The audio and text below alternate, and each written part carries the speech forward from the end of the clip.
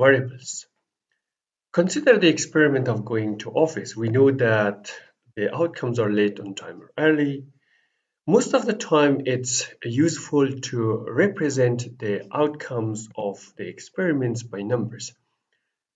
Please remember that there are a lot of variables whose outcomes are already represented by numbers, such as the weight of the next customer coming to your market, or recording the time that you need to go to office. There are also a lot of experiments whose outcomes are not primarily represented by numbers, such as the one we have here. In such cases, we use a methodology called random variable to transform the outcomes of the random variable into numbers. Random variable is actually a function defined from the sample space of an experiment to a set of real numbers. And this representation here is the sample space, which is the domain of the function x, which we call a random variable, and b is a subset of real numbers. Remember that if b contains discrete numbers, then x is a discrete random variable. If b contains continuous numbers, decimal values, then x is a continuous random variable. Let's consider the example of the experiment of going to office and define the random variable x from s to -1, 0, and 1 such that x of late is -1, x of on time is 0, and x of early is 1. Remember that these 0, 1, and -1 are just codes that we have chosen for the outcomes of our experiment. Then if we run the experiment 100 times, suppose we get the following distribution: late 40%, on time 10%, and early 50%. And combining this with x, we get that the probability of x getting the value of -1 nearly 40%, of the value of 0 nearly 10%, and of the value of 1 is 50%. Furthermore, we can compute the probability of secondary ones. For example, the probability of x being 0 or less than 0 is 50%, and the probability of x 0 or bigger than 0 is 60%. Next, consider the experiment of going to a bakery and counting the number of people waiting in the queue. Repeat this experiment 100 times.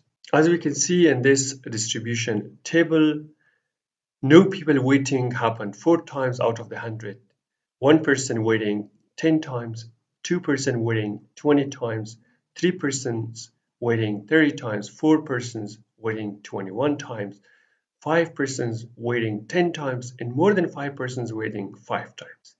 So we get this frequency distribution table along with relative frequency, which are actually the estimated probability. Then the sample space for our experiment would be this set S, which takes 0, 1, 2, 3, 4, 5, or bigger than 5. And we already can think that the random variable n, which is defined from S to B, is first of all represented by numbers. And second of all, this is discrete. Hence, the b, which is the range of the random variable n, is the same as the sample space because the sample space is already numbers. We can then calculate different probabilities. For example, the number of people waiting equal to 0 is 4%. The probability that the number of people waiting is more than 5 persons, 5%. The probability that the number of people waiting is 3 or less than 3 is 64%. Like this, we can compute further probabilities.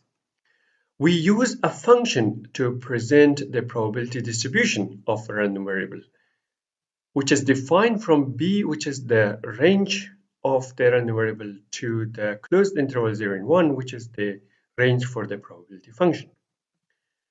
For instance, f of 0, which is nothing but the probability of n equals to 0, is 0.4, is 4%.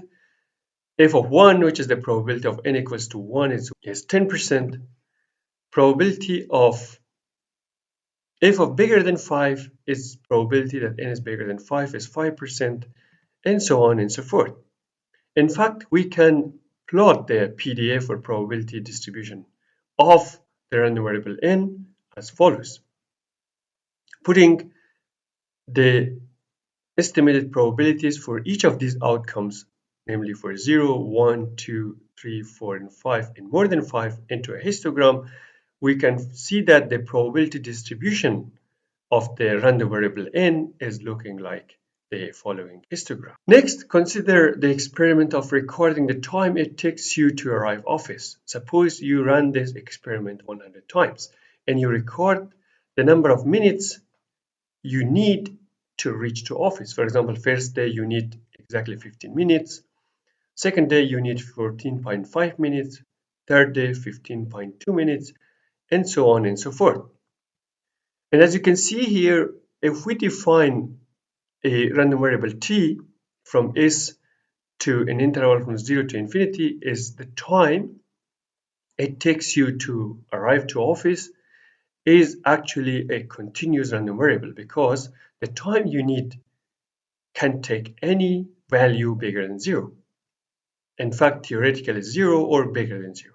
In this case, since arrival time, which is t, takes infinitely many values, hence the probability of each value is nearly 0. In such cases, instead of computing the probability of each value that the random variable would take, we compute the probability that the random variable would take a value in an interval.